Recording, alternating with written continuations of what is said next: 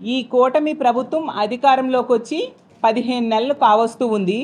ఈరోజు తీసుకుంటే ఒక మహిళా వ్యతిరేక పాలన సాగుతూ ఉంది, ఒక ప్రజా కంటకమైన పాలన సాగుతూ ఉంది. గతంలో జగన్మోహన్ రెడ్డి గారు 5 సంవత్సరాలు ముఖ్యమంత్రిగా ఉండే కాలంలో మహిళా రక్షణ కోసం, మహిళా సాధికారత కోసం పెద్దపీట వేసిన పరిస్థితి మనందరము చూసాం. ఇచ్చిన ప్రతి పథకంలో కూడా మహిళలే ఎక్కువగా లబ్ధిదారులుగా ఉండేట్టుగా మనం చూసాం. ఒక ఇల్లు ఇస్తే అది మహిళలకు ఇచ్చేవారు, ఒక పథకం ఇస్తే అది మహిళల పేరుతో ఇచ్చేవారు. అలాగే ఒక పదవుల్లో కూడా మెజారిటీ పదవులు మహిళలకే ఇచ్చిన పరిస్థితి మనం చూసాం. అసెంబ్లీలో ఏకంగా తీర్మానం చేశారు 50% మహిళలకి రాజకీయ పదవుల్లో, అలాగే వర్క్స్లో కూడా మహిళలకే రిజర్వేషన్ ఉండేట్టుగా అసెంబ్లీలో తీర్మానం చేయడం జరిగింది.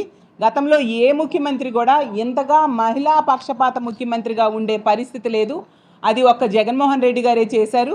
ఈరోజు తీసుకుంటే కూటమి ప్రభుత్వం మహిళల్ని ఎన్నికల టైంలో జగనన్న కంటే ఎక్కువ మేలు చేస్తానని మభ్యపెట్టి ఓట్లు వేయించుకొని 164 సీట్లతో అధికారంలోకి వచ్చి నెట్ట నిలువుగా ఈరోజు మోసం చేయడం జరిగింది. 15 నెలలైనా ఏ ఒక్క పథకం కూడా సరిగ్గా అమలు చేయని పరిస్థితి మనం చూస్తూ ఉన్నాం. మళ్ళీ తిరిగి చంద్రబాబు నాయుడు గారు మంత్రులు చెప్తూ ఉన్నారు సూపర్ 6లు సూపర్ హిట్ అని చెప్తూ ఉన్నారు.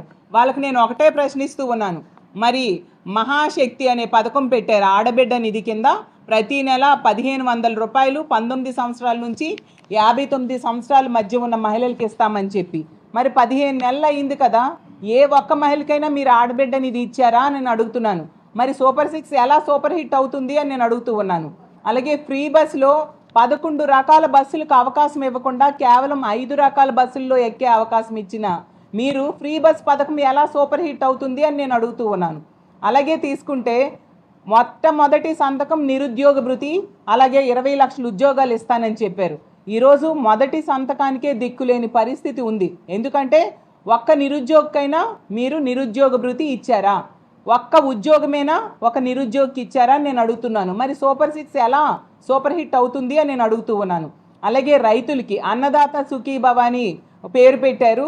మొత్తం కేంద్రంతో సంబంధం లేకుండా 20,000 రూపాయలు ఇస్తానని చెప్పి ఎన్నికల టైంలో చెప్పి ఈరోజు కేంద్రంతో కలిపి ఇస్తానని చెప్పడమే కాకుండా మొదటి ఏడాది ఎగ్గొట్టి ఇప్పుడు కేవలం 5,000 రూపాయలు రైతుల అకౌంట్లో వేసి చేతులు దులుపుకునే పరిస్థితి ఉంటే ఎలా సూపర్ 6 సూపర్ హిట్ అవుతుంది అని నేను అడుగుతూ ఉన్నాను.